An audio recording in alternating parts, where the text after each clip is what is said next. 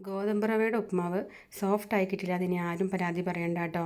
അതിനായിട്ടൊരു ചട്ടി അടുപ്പത്തേക്ക് വെച്ച് 1.5 ഗ്ലാസ് റവ എടുത്തിട്ടുണ്ട്. ഗ്രാമാണെങ്കിൽ 150 ഗ്രാം.